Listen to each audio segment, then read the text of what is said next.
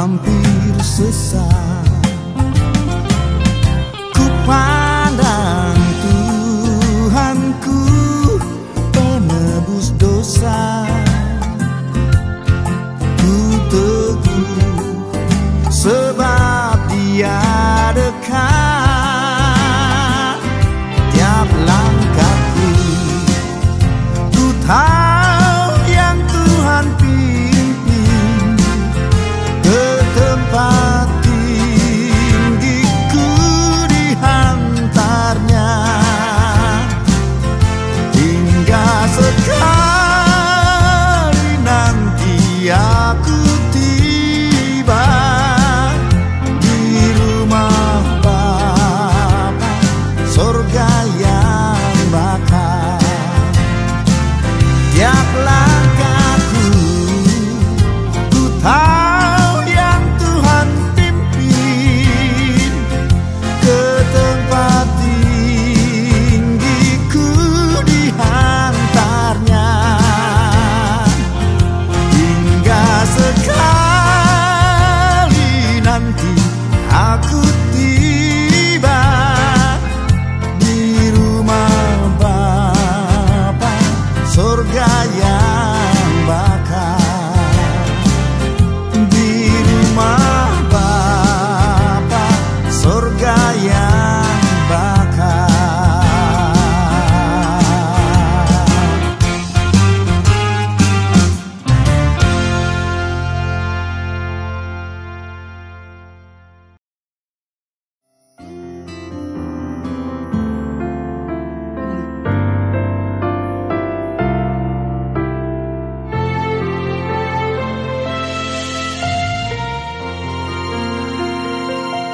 Ku berserah kepada Allahku, di darat pun di laut menderu. Tiap detik tak berhenti, Bapa Sorgawi terus menjagaku. Tahu benar ku dipegang erat di gunung tinggi dan samudera, di taufan gelap ku didekat. Bapa Sorgawi terus menjagaku.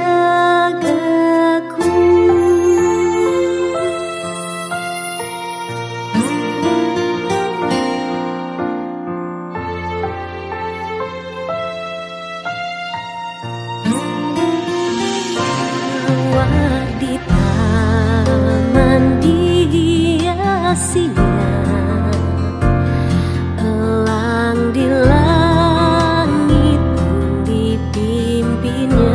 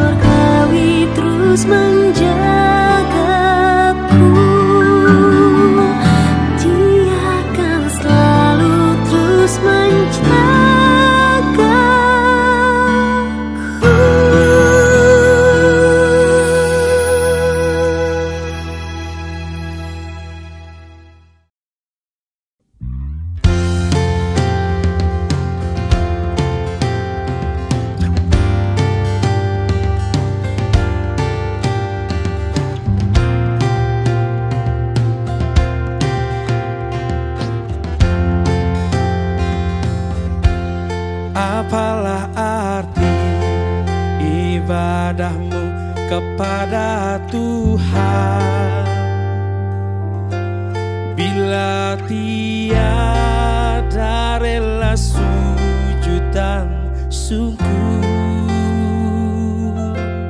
apalah arti ibadahmu kepada Tuhan bila tiada hati tulus dan syukur. Ibadah sejati jadikanlah persembahan. Ibadah sejati kasihilah sesamamu.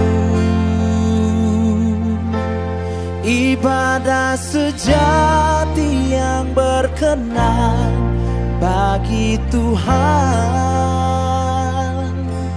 jujur dan tulus, ibadah murni bagi Tuhan.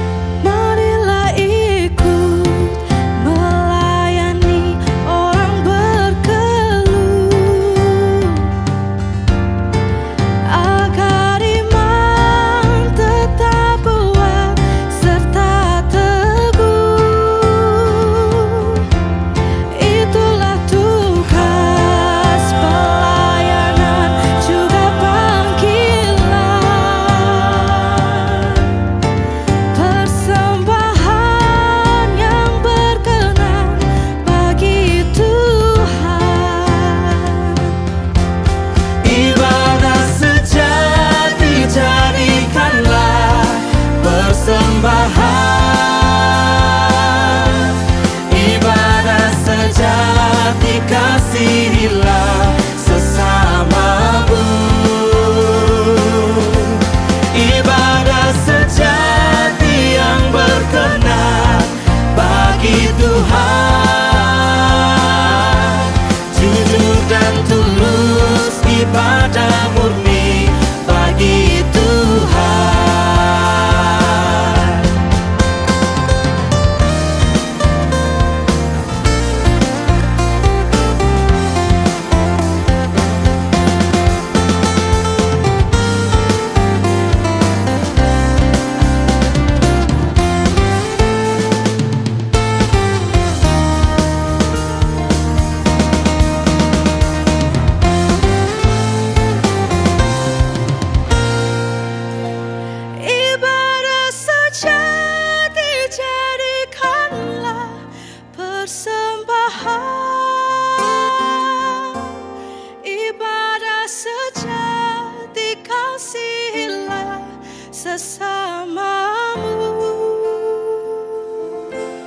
Ibadah sejati yang berkenan bagi Tuhan,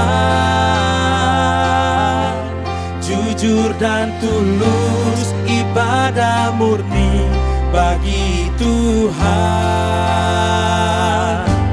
Ibadah sejati jadikanlah persembahan.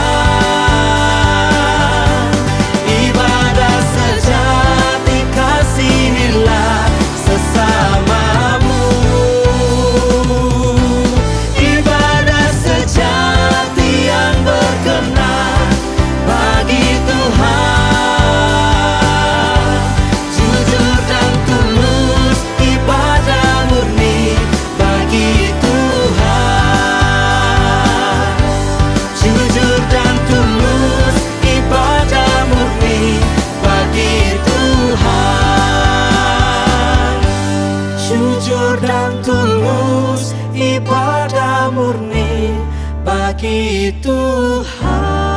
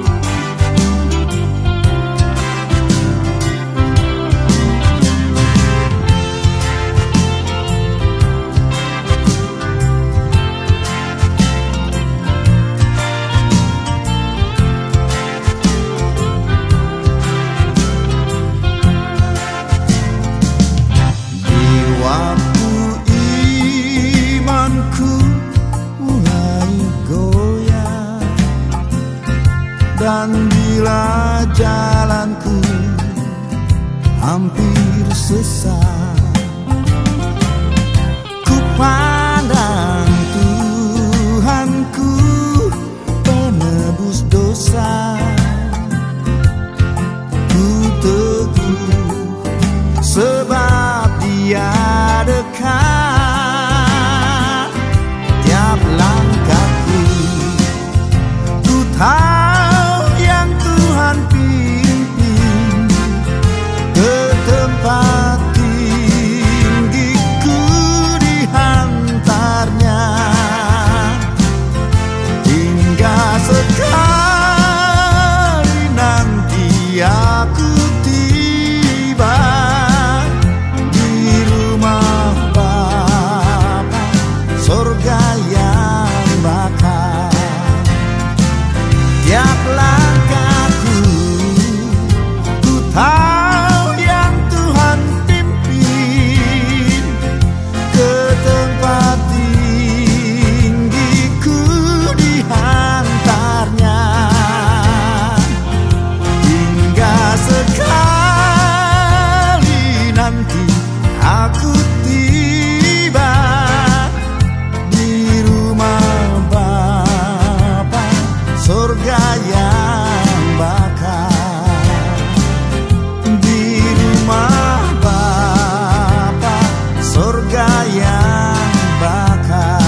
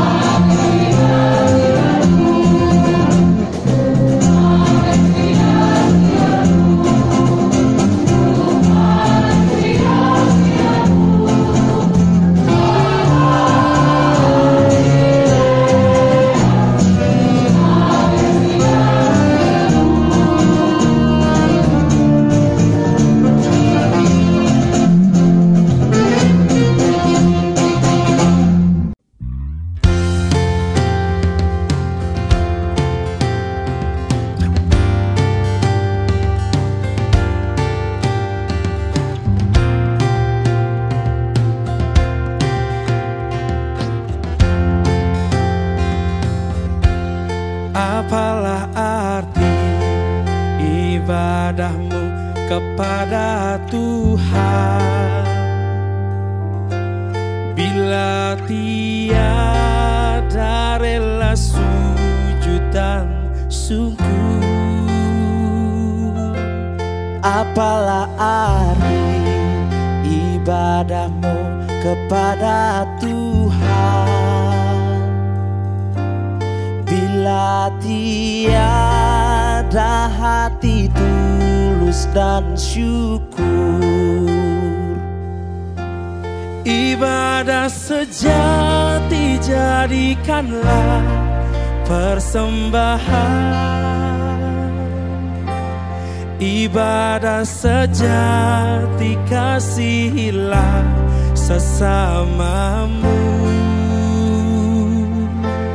Ibadah sejati yang berkenan bagi Tuhan, jujur dan tulus, ibadah murni bagi Tuhan.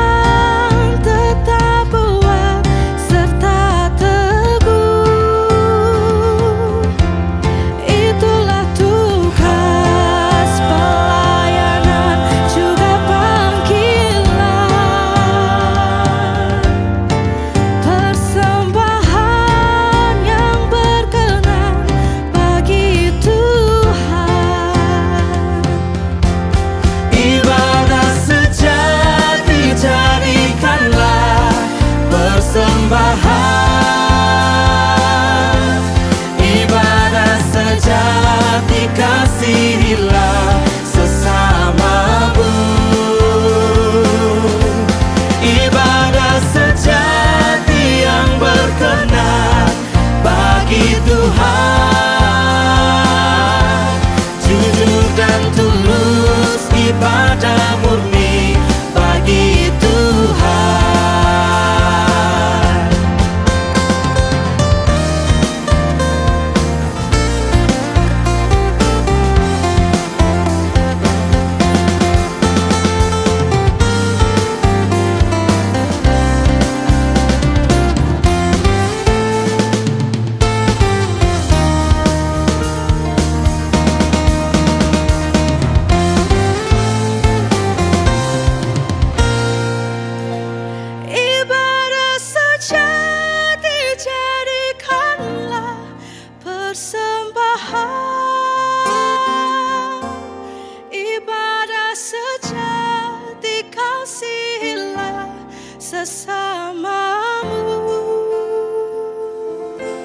Ibadah sejati yang berkenan bagi Tuhan,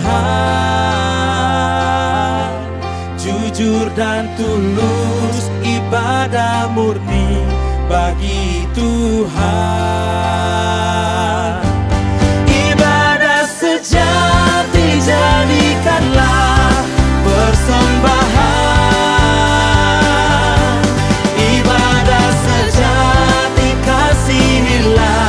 Sesamamu, ibadah sejati yang berkenan bagi Tuhan, jujur dan tulus, ibadah murni bagi Tuhan, jujur dan tulus, ibadah murni bagi Tuhan, jujur dan tulus, ibadah murni bagi Tuhan.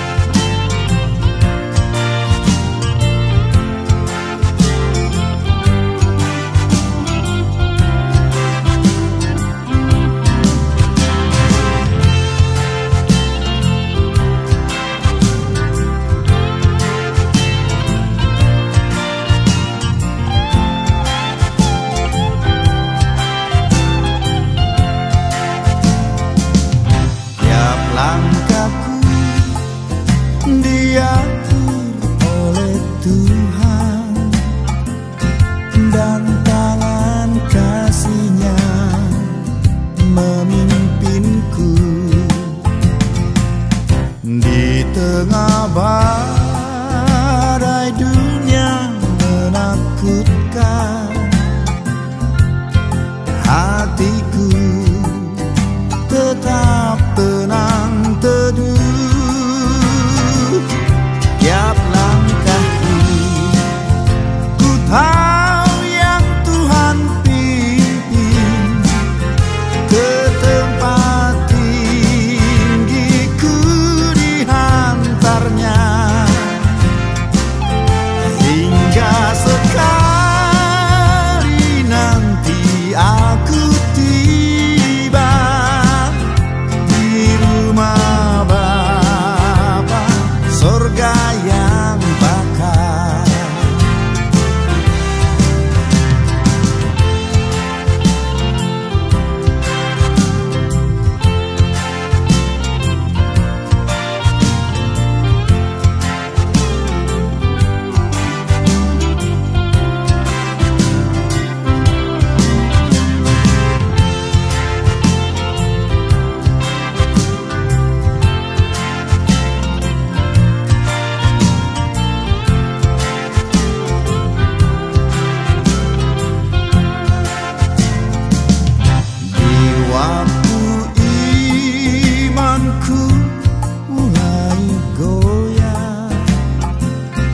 Dan bila jalanku hampir sesat, ku pandang Tuhanku penebus dosa.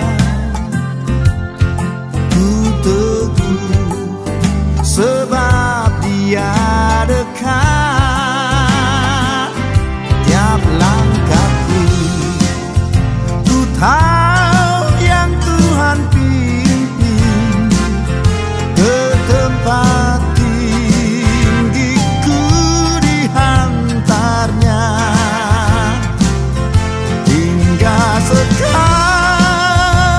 nanti aku tiba di rumah Bapa sorga yang bakar. Tiap langkahku ku tahu yang Tuhan pimpin ke tempat tinggiku dihantarnya. Hingga sekali nanti aku tiba di rumah Bapa sorga yang bakar. Di rumah Bapa sorga yang bakar.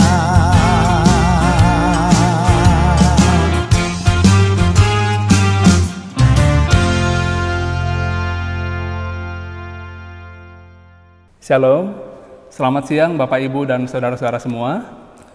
Saat ini kita masih dalam kondisi pembatasan sosial berskala besar, sehingga ibadah Maranatha Family Fellowship masih tetap diadakan secara online seperti yang sedang kita lakukan sekarang.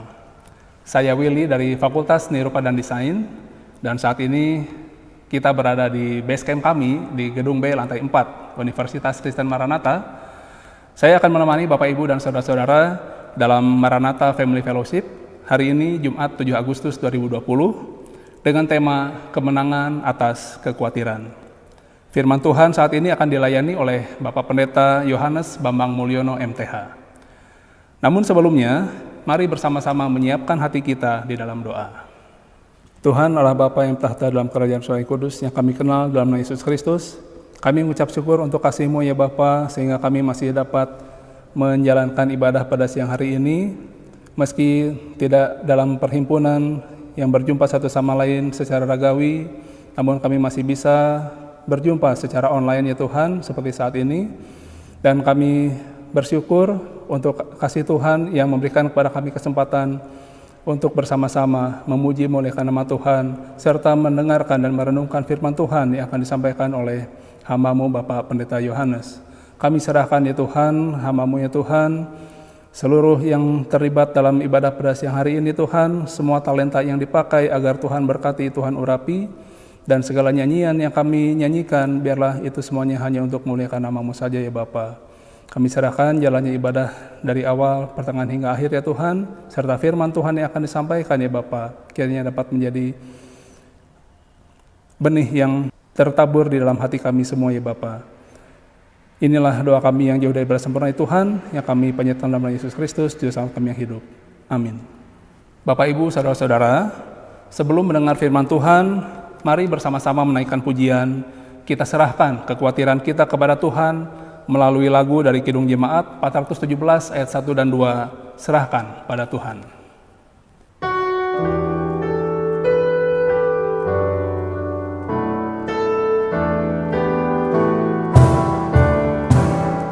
Serahkan pada Tuhan seluruh jalanmu, khawatirmu semua ditanggungnya penuh, sedangkan angin lalu dituntun tangannya, pun jalan di depanmu Tuhan mengaturnya.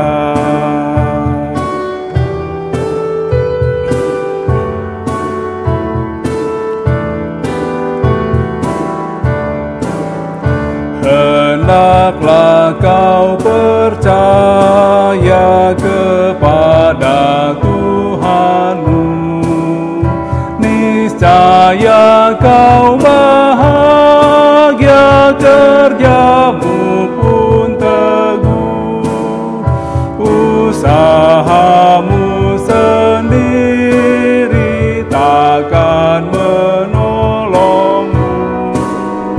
Tuhanmu mengingini doamu yang teguh.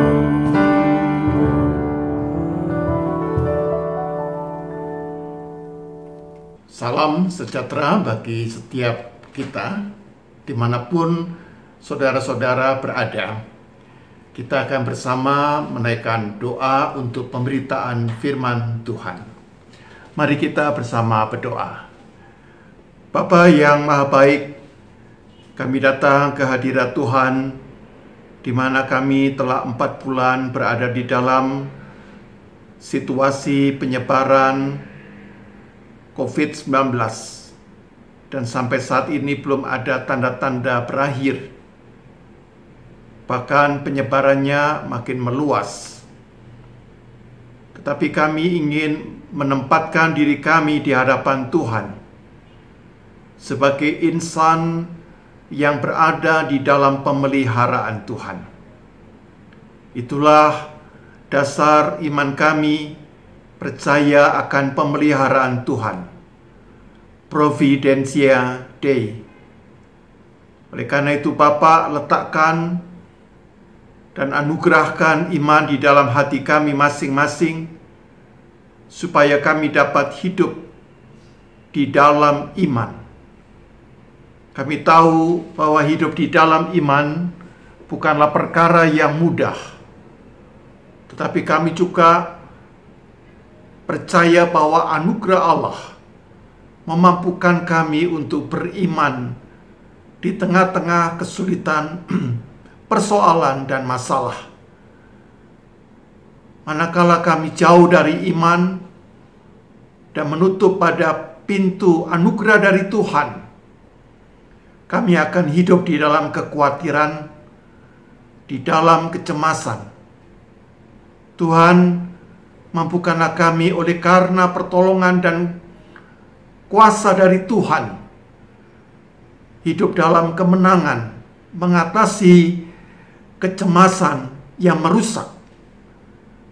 Biarkanlah firman Tuhan yang akan kami renungkan memampukan kami untuk hidup di dalam iman yang memerdekakan kami dari kecemasan atau kekhawatiran yang merusak.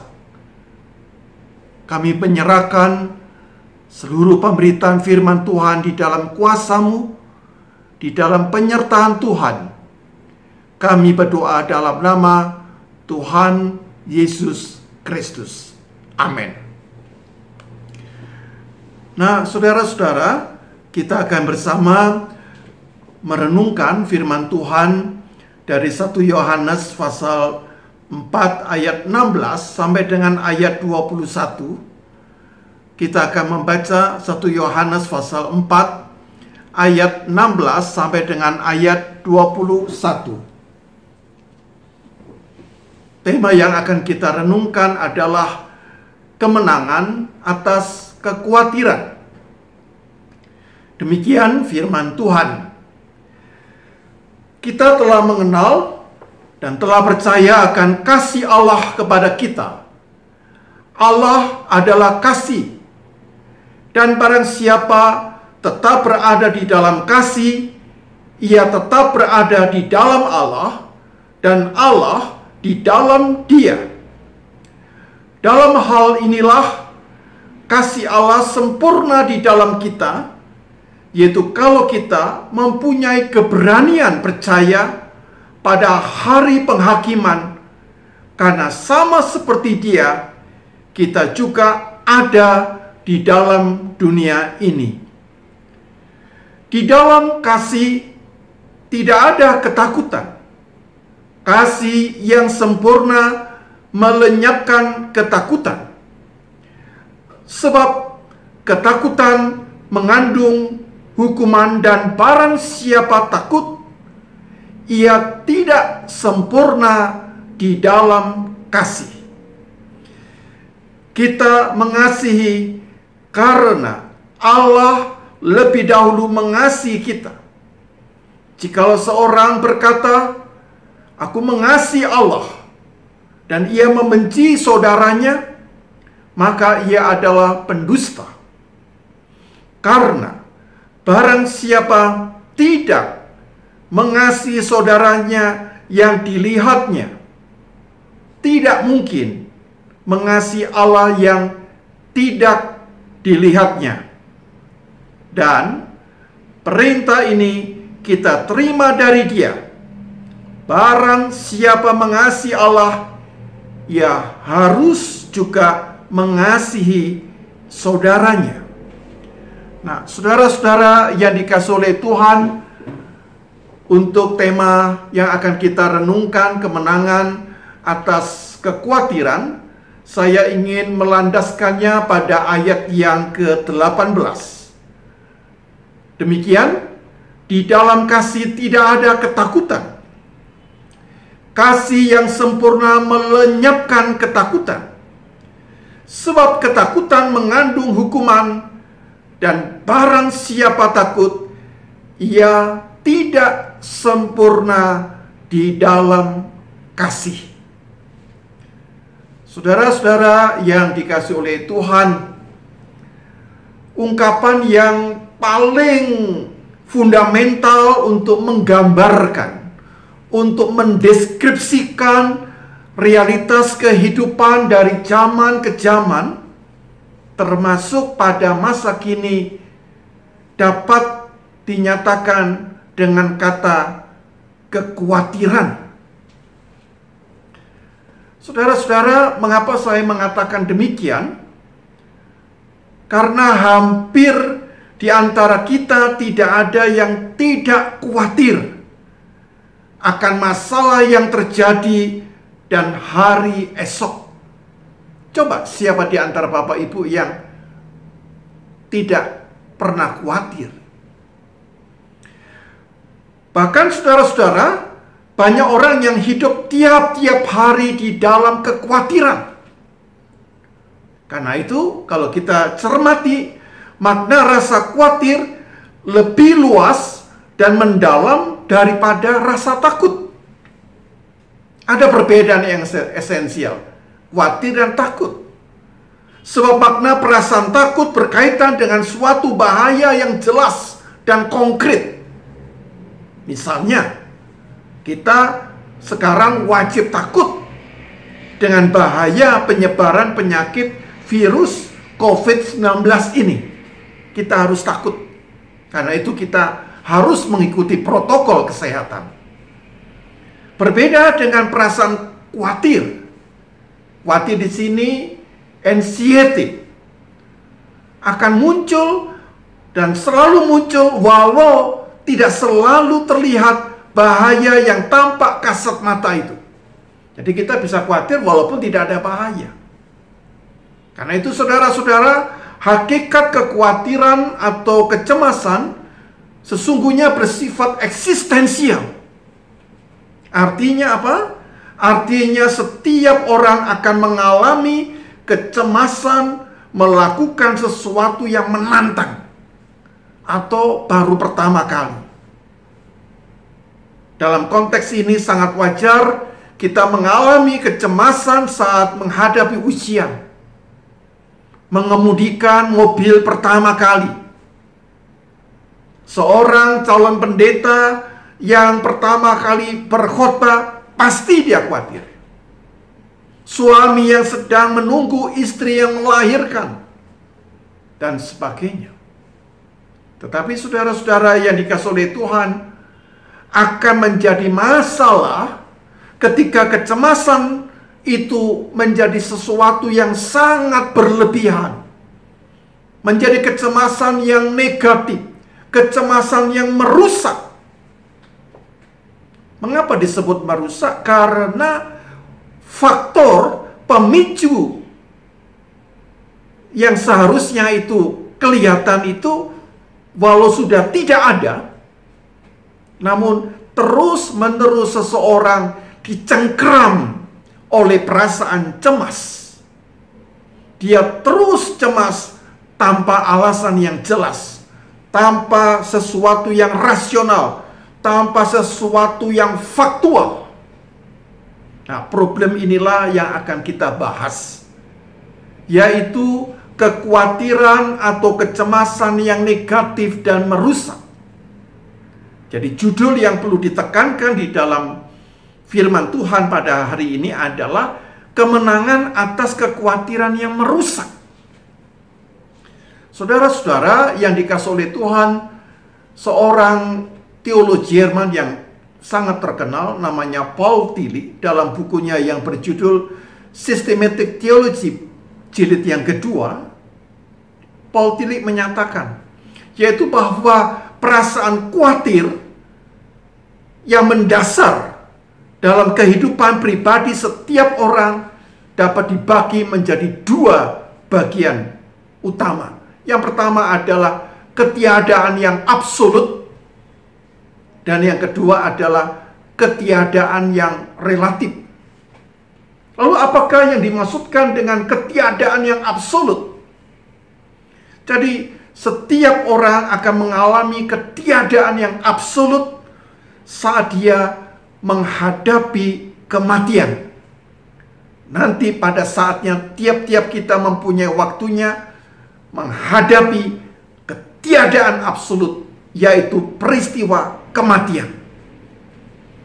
Lalu bagaimana dengan yang dimaksud dengan ketiadaan yang relatif?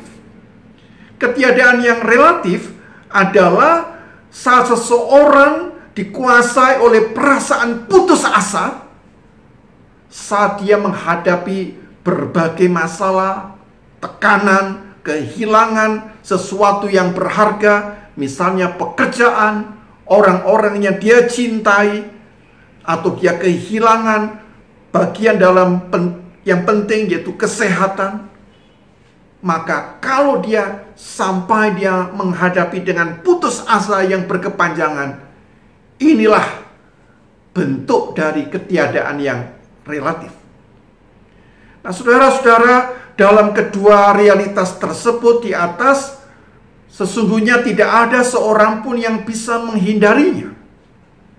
Sangat menarik pemikiran Paul Tillich di dalam konteks ini, yaitu bahwa pengalaman kecemasan atau kekhawatiran terjadi karena seseorang menghadapi realitas ketiadaan, realitas non-being, yaitu ketiadaan yang absolut maupun ketiadaan yang relatif. Disitulah orang merasa khawatir, merasa cemas.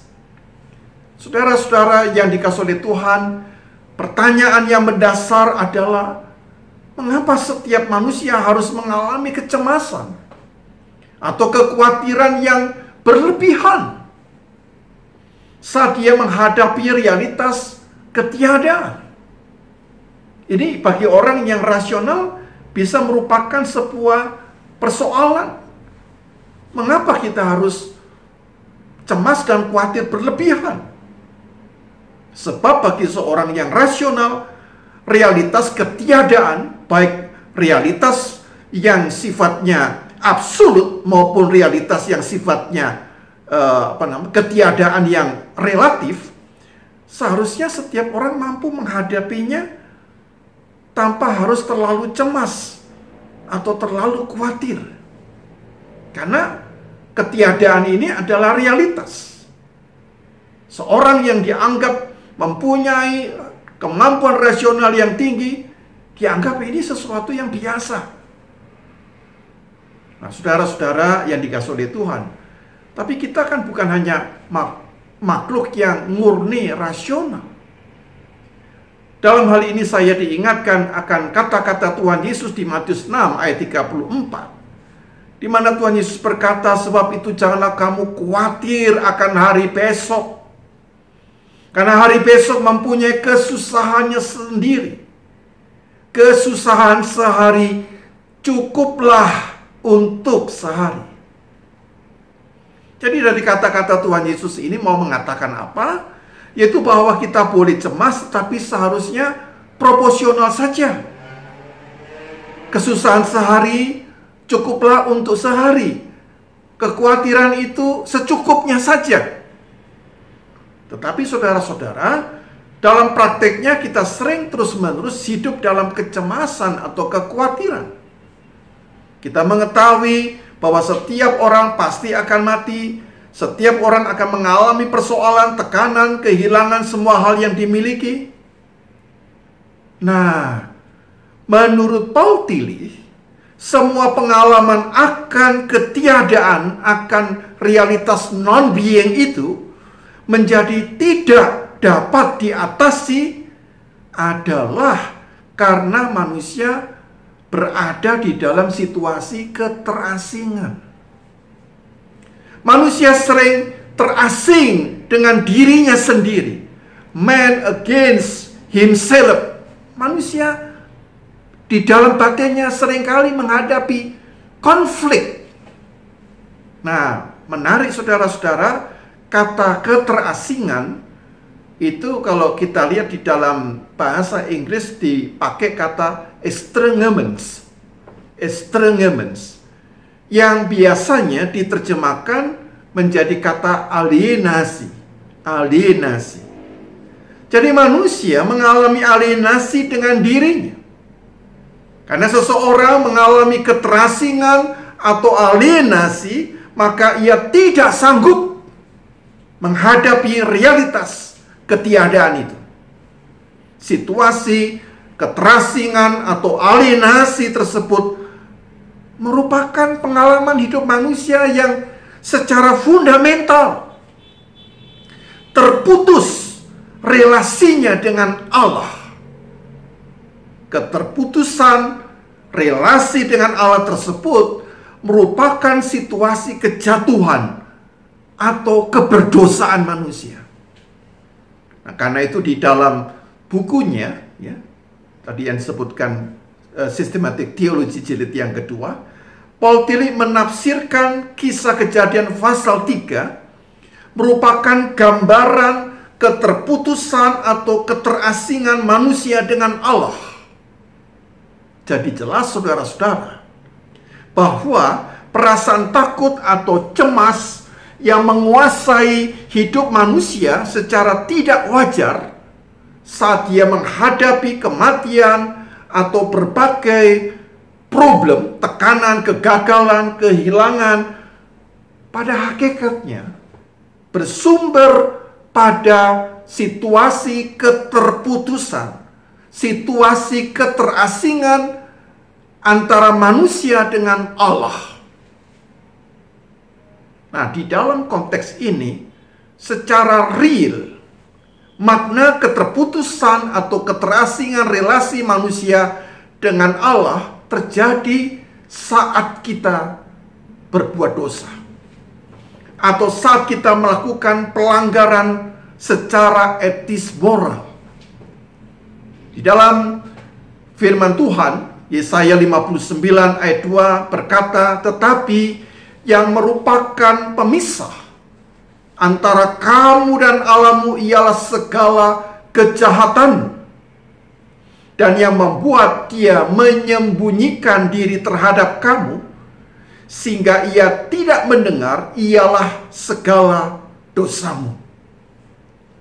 Jadi apa yang dapat kita tangkap dari Yesaya 59 ayat 2 ini? Semakin hidup kita tidak berkenan dengan melanggar kekudusan, maka semakin hidup kita rapuh, sehingga akan dikuasai oleh kecemasan dan kekhawatiran yang merusak. Kita dapat melihat para pelaku kejahatan atau pelaku kriminal tidak akan pernah mampu hidup tenang. Mereka akan selalu dikejar oleh perasaan bersalah, perasaan gelisah, cemas, dan takut. Namun perlu kita pahami, saudara-saudara, bahwa makna dan lingkup dosa tidak terbatas pada sekadar perbuatan yang melanggar etis moral atau melakukan kejahatan semata. Makna dosa dalam iman Kristen memiliki lingkup yang lebih luas. Dosa secara fundamental adalah peristiwa keterputusan relasi manusia dengan Allah, sehingga kita tidak dapat mengalami anugerah atau rahmat dari Tuhan. Dalam pengertian ini, saudara-saudara, kita mungkin dianggap termasuk kelompok orang yang disebut baik dan saleh. Saya yakin Bapak Ibu saudara-saudara itu di dalam lingkungan masyarakat dianggap orang-orang yang baik dan saleh. Tetapi saya boleh bertanya, apakah status termasuk kelompok baik dan saleh itu menempatkan diri kita pasti sebagai orang yang berkenan di hadapan Tuhan? Siapa yang bisa menjamin bahwa orang yang dianggap baik dan saleh itu berada di dalam relasi kasih dengan Allah? Mari kita menelusuri secara kritis diri kita. Bukankah dalam kehidupan sehari-hari kita lebih cenderung mengandalkan pada pengertian, kepada kesalehan, kepada kebajikan, perbuatan baik, kepandaian, keahlian, dan kedudukan sosial yang ada daripada menghidupi karakter dan kehendak Allah? Padahal ketika kita bersikap merasa diri kita ini sudah melakukan semua yang baik, tetapi hati kita ini mengandalkan kepada kemampuan kita, saat itu kita terputus relasinya dengan Allah. Tepatnya saudara-saudara, keterputusan yang menyebabkan kita mengalami keterasingan atau alienasi dengan Allah saat kita bersikap benar, merasa diri baik dan saleh di hadapan Tuhan. Nah, karena itu firman Tuhan di Amsal 3 ayat 5 berkata sebagai nasihat, "Percayalah kepada Tuhan dengan segenap hatimu, dan janganlah bersandar kepada pengertianmu sendiri." Saudara-saudara yang dikasihi oleh Tuhan, makna keterasingan atau alienasi dengan Allah dalam praktek hidup sehari-hari tidak sederhana penyelesaiannya. Solusi atas situasi keterasingan atau keterputusan dengan Allah tidak sekadar diselesaikan dengan pelatihan spiritual. Kita tidak bisa menyelesaikan kecemasan, kekhawatiran kita dengan latihan meditasi, dengan latihan yoga, dengan berpuasa. Tidak bisa, saudara-saudara. Beberapa tahun yang lalu, tepatnya pada tanggal 11 Agustus ya, 2014, 6 tahun yang lalu, dunia sempat heboh ketika mendengar seorang aktor yang lucu dan sering membuat orang tertawa terbahak-bahak mengakhiri hidupnya dengan bunuh diri. Aktor tersebut adalah, saudara mungkin tahu, Robin Williams. Saudara-saudara, kita tidak bisa mengerti kenapa orang yang sedemikian humoris, yang bisa membuat orang itu merasa gembira, bisa mengakhiri hidupnya secara tragis. Jadi kalau kemudian saya teliti, barulah diketahui bahwa alasan Robin Williams itu meninggal, mengakhiri hidupnya, karena ia mengalami kekhawatiran yang begitu besar saat menyadari mulai kesulitan menghafal teks skenario lawakannya. Dia mulai sulit.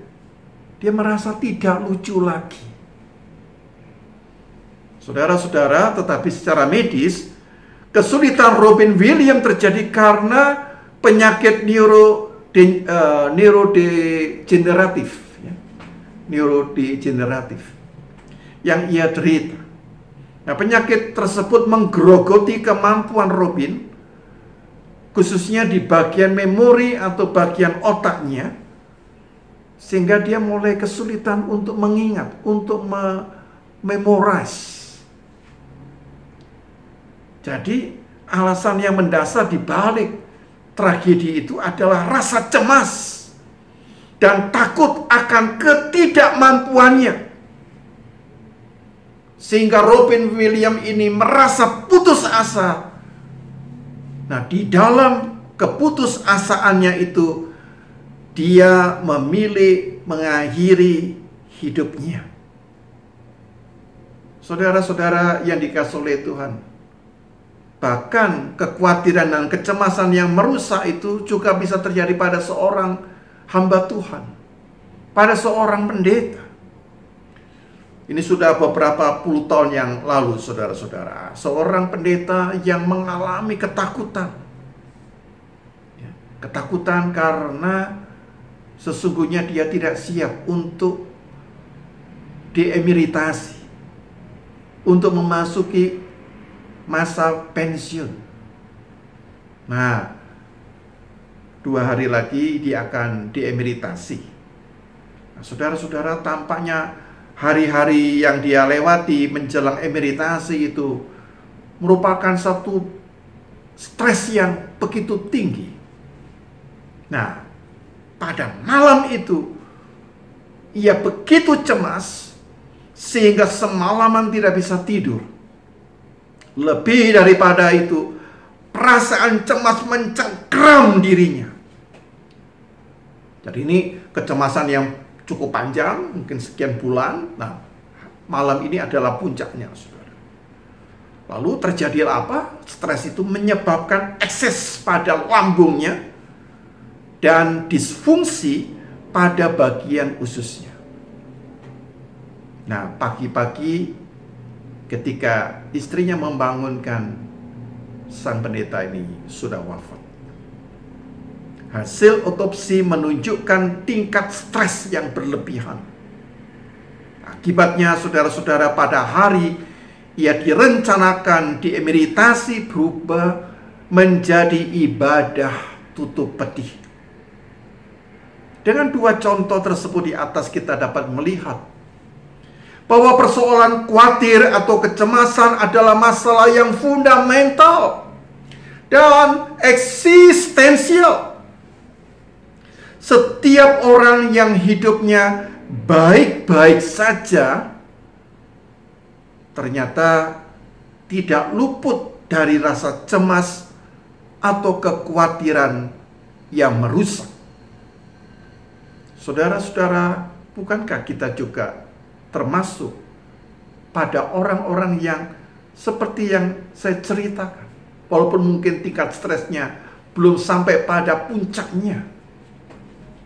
Jadi rasa khawatir atau cemas tidak hanya mempengaruhi kesehatan fisik, tetapi dalam praktek hidup sehari-hari mempengaruhi pola berpikir dan spiritualitas yang dibangun. Saudara-saudara, kita pernah mendengar adigium atau pepatah yang dikemukakan oleh Lord Acton. Lord Acton pernah berkata, power tends to corrupt, absolute power corrupt absolutely. Jadi artinya kekuasaan cenderung korup dan kekuasaan mutlak benar-benar merusak. Nah, seringkali orang memandang negatif terhadap kekuasaan. Tapi sebenarnya di dalam kata-kata Lord Acton ini ada sesuatu yang mendasar. Mengapa kekuasaan itu menjadi merusak, menjadi korup? Jadi kalau kita renungkan, alasan orang menyalahgunakan kekuasaan adalah karena ia takut kehilangan kekuasaan. Jadi bukan kekuasaannya yang berbahaya, takut kehilangan kekuasaan. Itulah yang berbahaya. Itulah yang menyebabkan korup. Jadi ketakutan kehilangan kekuasaan yang mendorong seseorang untuk menciptakan kekuasaan yang absolut. Nah, problem relasi menjadi ketegangan dan konflik dalam relasi agama-agama adalah karena takut dan khawatir dengan perkembangan agama lain. Nah, saudara di sini lihat, orang beragama pun hidup dalam ketakutan. Jadi karena itu kasus-kasus penutupan, perusakan gereja-gereja dilakukan oleh orang-orang yang takut dengan perkembangan agama lain. Jadi para pelakunya ini sebenarnya bermental ego insecurity, ya. Rasa aman diri yang negatif, perasaan aman diri yang lemah, ya, artinya perasaan tidak aman, sehingga mereka sensitif dengan perkembangan agama lain. Mereka selalu takut. Nanti melihat sesuatu simbol agama lain, dia takut, imannya akan terganggu, imannya akan goyah. Nah, sikap khawatir atau cemas seperti ini menghasilkan sikap sensitif yang agresif. Ya, jadi sensitif lalu agresif. Nah, kita tidak bisa membayangkan apabila kodrat manusia karena dosa yang cenderung khawatir atau cemas, ya, jadi dosa itu menyebabkan orang khawatir dan cemas, ya. Lihat seperti Adam itu pertama kali dia takut, ya, dosa menyebabkan ketakutan, lalu dikuatkan melalui ajaran agama yang membenarkan penguasaan atau superioritas terhadap agama lain. Saudara bisa membayangkan apa yang terjadi. Sudah kodratnya dosa, menimbulkan takut, lalu dikuatkan oleh agama. Hasilnya adalah para penganutnya akan menjadi orang-orang yang liar dan intoleran. Kondisi inilah saudara-saudara yang sekarang terjadi di dalam kehidupan masyarakat kita. Jadi rasa takut itu luar biasa, sangat fundamental, memengaruhi cara kita mengambil keputusan-keputusan dalam hidup ini. Oleh karena itu, jangan sekali-kali kita mengambil keputusan saat saudara sedang mengalami kecemasan atau kekhawatiran. Keputusan itu akan menjadi blunder, akan menjadi masalah yang sangat merugikan saudara-saudara. Firman Tuhan di surat 1 Yohanes 4 ayat 18 berkata, di dalam kasih tidak ada ketakutan. Kasih yang sempurna melenyapkan ketakutan. Sebab ketakutan mengandung hukuman, dan barang siapa takut, ia tidak sempurna di dalam kasih.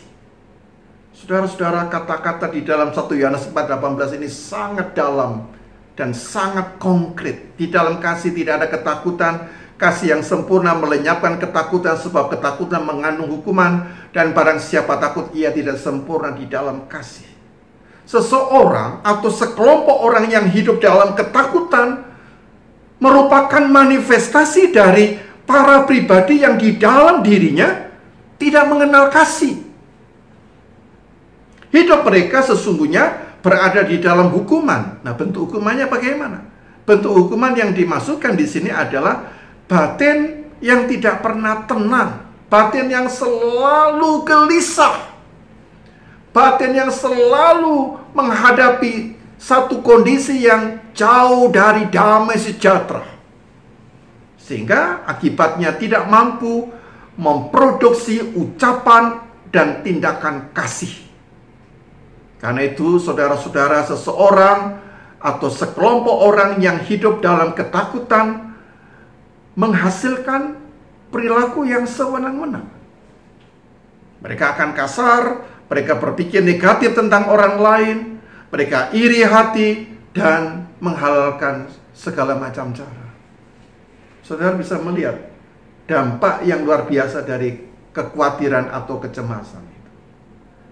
Karena itu orang-orang yang hidup di dalam ketakutan atau kekhawatiran ini tidak mengalami kasih Allah, walaupun mereka taat beragama. Nah, karena itu firman Tuhan di dalam surat 1 Yohanes 4 ayat 19, yaitu ayat berikutnya berkata, kita mengasihi karena Allah lebih dahulu mengasihi kita. Ini poinnya. Mengapa mereka tidak bisa mengalami kasih? Karena mereka menutup pintu hati mereka terhadap kasih Allah. Padahal Allah mengasihi mereka lebih dahulu. Jadi sumber kasih yang sesungguhnya adalah Allah. Di dalam Yesus Kristus, Allah menyatakan kasih-Nya kepada kita. Karena Allah telah mengasihi kita, maka kita dimampukan mengasihi orang lain. Bahkan kita juga dimampukan untuk mengasihi para musuh-musuh kita. Kita dapat melihat, saudara-saudara, dari pembahasan yang sudah kita bicarakan tadi, semakin menyadarkan kita bahwa kekhawatiran atau kecemasan merupakan masalah yang fundamental dan eksistensial. Karena itu, solusi atas kekhawatiran atau kecemasan tidak bisa diatasi hanya dengan intensitas ritual agama, dengan belajar filsafat, belajar ilmu pengetahuan, mengembangkan hobi, menikmati kuliner, dan berbagai macam hiburan. Itu hanya menyentuh bagian permukaannya saja, saudara-saudara. Kita semua membutuhkan pemulihan melalui cinta kasih yang dianugerahkan Allah melalui penebusan Kristus. Jadi kasih dalam penebusan Tuhan kita Yesus Kristus yang diwujudkan dalam pemahaman dan pengalaman. Jadi dua aspek. Penebusan Kristus perlu kita hayati di dalam pemahaman, tapi juga di dalam pengalaman, sehingga hati kita dipenuhi oleh damai sejahtera yang tidak dapat diberikan oleh dunia. Tuhan Yesus berkata, saudara-saudara, dalam Yohanes 14 ayat 27, ini kata-kata yang sangat menyentuh dan menguatkan kita. Damai sejahtera ku tinggalkan bagimu, damai sejahtera ku berikan kepadamu, dan apa yang ku berikan tidak seperti yang diberikan oleh dunia kepadamu. Janganlah gelisah dan gentar hatimu. Damai sejahtera ku tinggalkan bagimu, damai sejahtera ku berikan kepadamu, dan apa yang ku berikan tidak seperti yang diberikan oleh dunia kepadamu. Janganlah gelisah dan gentar hatimu. Nah, cara yang perlu kita tempuh untuk memperoleh kasih dan damai sejahtera tidak bisa lain, hidup di dalam iman. Jadi saudara-saudara, kemenangan atas kekhawatiran hanya dapat diperoleh melalui iman. Sebab melalui iman kepada Yesus Kristus, kita akan memperoleh kasih yang dianugerahkan dan damai sejahtera yang tidak dapat diberikan oleh dunia.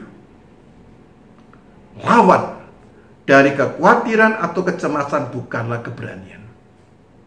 Jadi lawan dari kecemasan, kekhawatiran bukan soal berani atau tidak, tapi sikap iman. Saudara bisa melihat arti yang saya maksudkan. Di Matius 14 ayat 29 ayat 30 mengisahkan bagaimana suatu hari Yesus berjalan di atas air, lalu Petrus itu berkata, kalau engkau menghendaki biarkan aku berjalan. Yesus mengatakan, mari silakan. Dan Petrus bisa berjalan di atas air. Lalu ketika Petrus berjalan di atas air, apa yang terjadi? Dia lalu melihat gelombang, dia melihat ombak, dia melihat tiupan angin, lalu dia takut. Nah, apa hasilnya? Dia tenggelam. Nah, Yesus Tuhan kita menegur Petrus dengan berkata, hai orang yang kurang percaya, mengapa engkau bimbang? Lawan dari kekhawatiran adalah iman. Tanpa iman kita akan hidup di dalam kekhawatiran. Dengan sikap iman kepada Kristus, seharusnya kita memiliki keberanian untuk menghadapi realitas, sehingga kekhawatiran dan kecemasan itu dapat kita kelola. Ya. Kekhawatiran dan kecemasan tidak bisa kita hilangkan, tapi bisa kita manage, bisa kita kelola. Karena itu melalui iman kita dimampukan untuk memanage, untuk mengelola setiap kekhawatiran dan kecemasan yang sedang menguasai dan ingin mengendalikan diri kita. Saudara-saudara, orang-orang yang digerakkan oleh kasih dan damai sejahtera karena iman akan terdorong untuk menyampaikan kebenaran tanpa rasa takut. Orang yang hidup di dalam kasih dan damai sejahtera Allah akan menyuarakan suara firman Tuhan, akan berperan sebagai seseorang yang menyampaikan suara kenabian. Tapi orang yang takut, yang hidup dalam kecemasan dan kekhawatiran, dia akan lebih cenderung mempertahankan perasaan aman bagi diri mereka sendiri. Saudara-saudara, kita harus akui banyak orang Kristen yang baik hatinya, tetapi takut memberitakan Kristus. Kenapa, saudara? Karena mereka khawatir kalau saya memberitakan Kristus akan menyinggung atau nanti membuat relasi dengan teman-teman, dengan orang-orang di sekitar menjadi rusak. Dalam hal ini ada persepsi yang salah, saudara-saudara.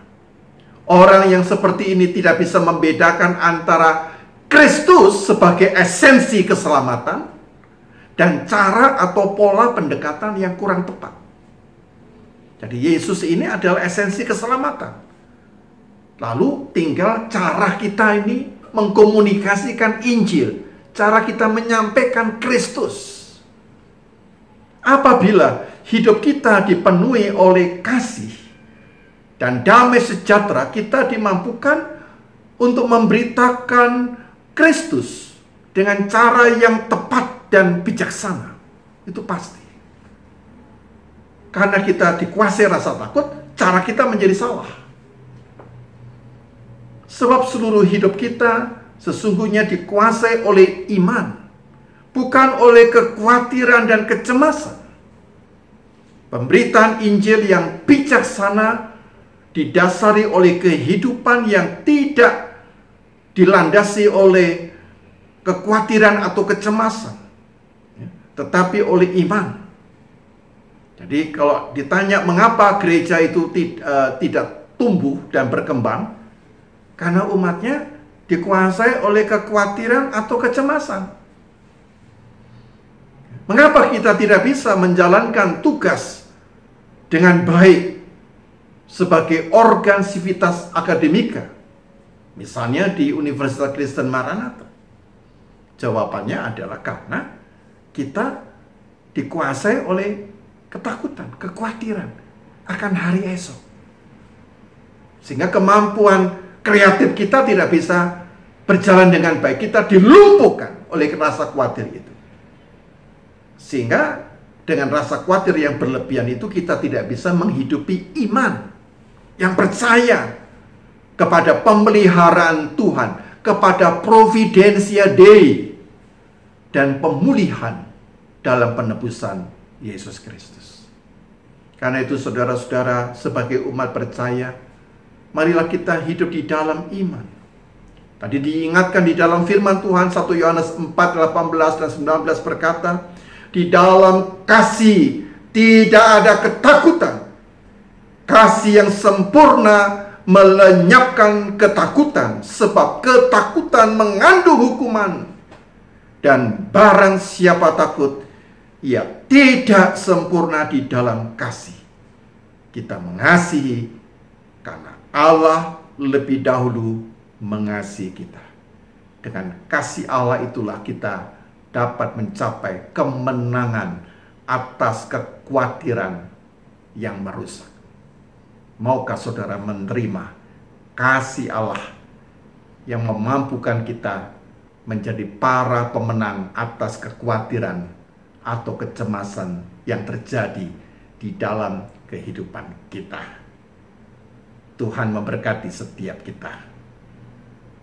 Amin. Saudara-saudara yang dikasihi oleh Tuhan, kita akan bersama menaikkan doa syafaat. Mari kita merendahkan diri kita di dalam doa. Bapa yang Maha Baik,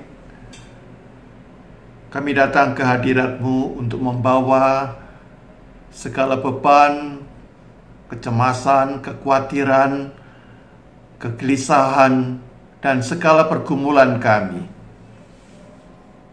Karena kami tahu bahwa Engkau adalah juru syafaat yang setia. Karena di dalam Kristus Engkau dapat merasakan semua beban, derita, air mata, ketakutan, kekhawatiran, dan semua pergumulan serta kelemahan-kelemahan kami. Karena itu biarkanlah Tuhan berkenan mengasihani kami, di mana kami mendoakan untuk setiap kami, setiap pribadi yang hidup di dalam kekhawatiran akan hari esok. Harus kami akui secara jujur ya Tuhan, kehidupan kami kerap kali didominasi oleh kekhawatiran atau kecemasan. Kami menyadari betapa sangat sulit untuk hidup di dalam iman. Seharusnya ketika kami hidup di dalam iman, kami mampu mengatasi setiap kecemasan dan kekhawatiran kami. Namun ternyata insan manusiawi kami begitu kuat, sehingga kami hidup di luar iman. Untuk itu Tuhan, anugerahkanlah iman, sehingga kami dapat mengatasi setiap kekhawatiran, setiap ketakutan, dengan kuasa dari Tuhan sendiri. Engkau juga mengetahui ya Tuhan, kecemasan atau kekhawatiran itu kerap kali mempengaruhi reaksi kami, respon kami terhadap berbagai persoalan atau masalah-masalah yang terjadi dalam hidup sehari-hari. Kecemasan atau kekhawatiran itu yang menyebabkan kami mudah sensitif yang berlebihan. Kami mudah tersinggung, kami mudah marah, kami mudah mengungkapkan kekesalan hati.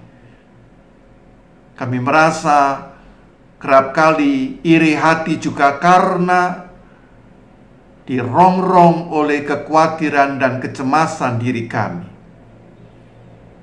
Biarkanlah Roh Kudus Allah mendewasakan, menempa kami menjadi para pribadi yang tidak membiarkan, tetapi mampu mengelola, memanage setiap kekhawatiran atau kecemasan dengan roh hikmat, dengan karunia Roh Kudus, sehingga kami mampu memberikan respon yang tepat terhadap setiap persoalan atau masalah. Bapa yang Maha Baik, kami juga mau berdoa untuk saudara-saudara kami atau anggota keluarga dimanapun kami berada yang menghadapi atau mengalami terinfeksi oleh virus COVID-19. Tuhan, nyatakan belas kasihan-Mu, tunjukkanlah kemurahan dan pemulihan dari Tuhan. Kami berdoa ya Tuhan, supaya Engkau menggerakkan, memberikan roh hikmat, kepandaian dan kemampuan kepada banyak ahli medis untuk menemukan vaksin sehingga dapat mengatasi penyebaran virus COVID-19 lebih luas lagi. Kami bersyukur bahwa saat ini sudah ditemukan vaksin, tetapi yang masih harus diuji, baik vaksin dari Cina, dari Tiongkok, ataupun vaksin dari Oxford. Biarkanlah Tuhan memakai setiap hasil penelitian itu untuk menunjukkan kebesaran, sekaligus sebagai manifestasi pemulihan yang Tuhan nyatakan. Berkati pula seluruh tenaga medis atau para akademisi dalam bidang medis untuk mengatasi masalah penyebaran pandemi COVID-19 di seluruh dunia. Biarlah kami semakin rendah hati, semakin menyadari akan keterbatasan, akan kefanaan kami sebagai insan manusia, sehingga kami tidak berlaku sombong, karena semua apa yang kami banggakan dengan begitu cepat lenyap, sirna tanpa bekas. Karena itu Bapa, berikanlah kepada kami hati yang kaya dengan kerendahan hati dan kepedulian, serta cinta kasih kepada sesama anggota keluarga kami. Itulah panggilan kami yang utama, menyatakan kebaikan Tuhan. Kami juga berdoa, ya Tuhan, untuk saudara-saudara kami yang saat ini sedang berulang tahun. Berkati supaya melalui ulang tahun, mulai awal 1 Agustus sampai dengan hari ini, Tuhan berkati setiap pribadi, supaya mereka mampu mengucap syukur bahwa di dalam hidup mereka telah ditambah 1 tahun kesempatan untuk melanjutkan ziarah hidup mereka. Mampukan setiap kami yang berulang tahun untuk menghayati hidup yang bermakna di hadapan Tuhan, dan tentunya membawa kebaikan dan kesejahteraan bagi sesama kami. Bapa yang mengasihi kami di dalam Yesus Kristus, kami juga berdoa untuk seluruh pimpinan di Universitas Kristen Maranatha, baik para pengurus yayasan YPTKM, rektor dan jajarannya, para dekan dan jajarannya, para direktorat dan jajarannya, para karyawan, dan tentunya setiap mahasiswa di dalam segala persoalan dan pergumulan mereka. Bapa, biarkanlah kami menghayati kebenaran firman-Mu, yang mana Rasul Paulus melalui Filipi menyatakan segala perkara dapat kutanggung di dalam Dia yang memberi kekuatan kepadaku. Atas dasar kasih karunia anugerah dari Tuhan itu, mampukanlah kami untuk menyerahkan segala kekhawatiran kami kepada Tuhan, sebab Engkaulah yang peduli kepada kami. Demikian Tuhan, doa syafaat kami yang jauh dari sempurna. Tuhan sempurnakan. Oleh karena kami berdoa di dalam nama yang kudus dan mulia, nama di atas segala nama, nama yang menyelamatkan setiap orang yang percaya, yaitu di dalam nama Tuhan Yesus Kristus. Amin. Mari bersama menyambut firman Tuhan yang sudah kita dengar tadi dengan menyanyikan lagu pujian Bila Takut Membayang.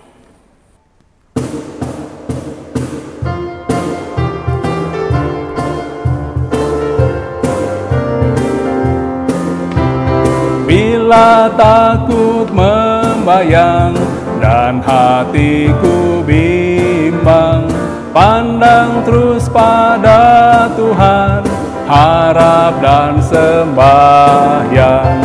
Dengan kuasa Roh Kudus, naik lebih tinggi, tinggi, haleluya tinggi, lewat gunung dan lembah.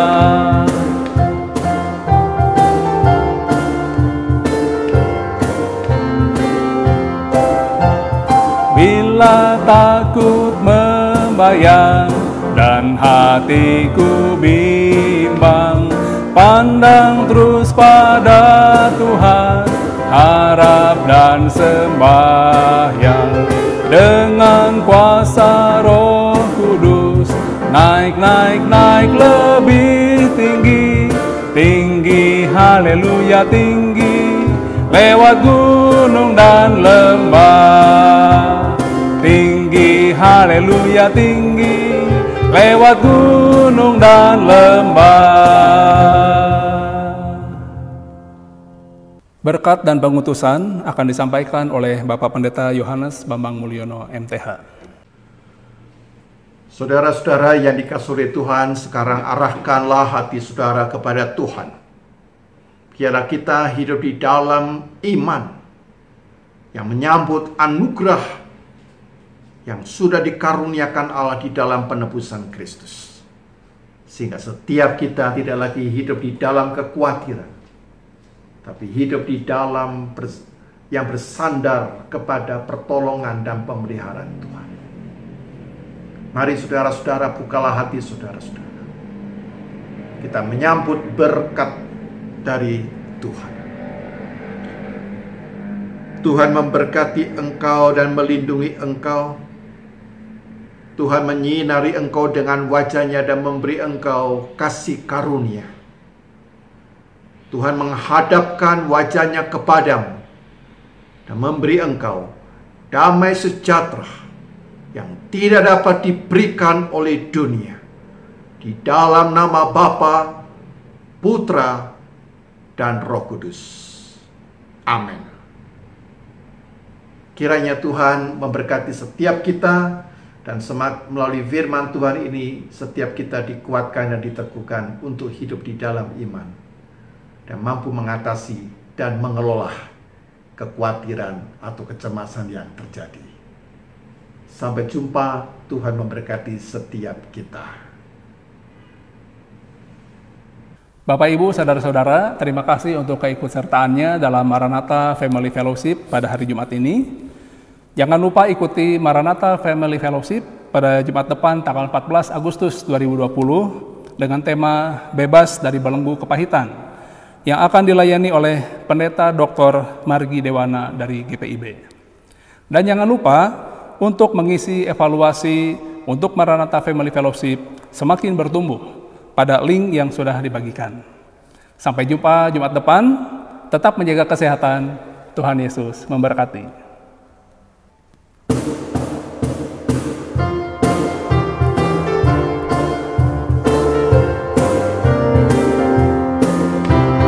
Bila takut membayang dan hatiku bimbang, pandang terus pada Tuhan, harap dan sembahyang.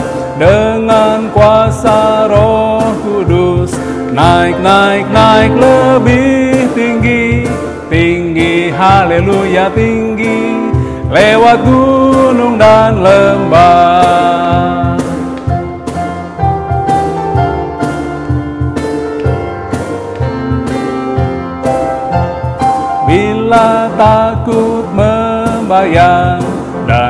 hatiku bimbang. Pandang terus pada Tuhan, harap dan sembahyang. Dengan kuasa Roh Kudus, naik, naik, naik lebih tinggi.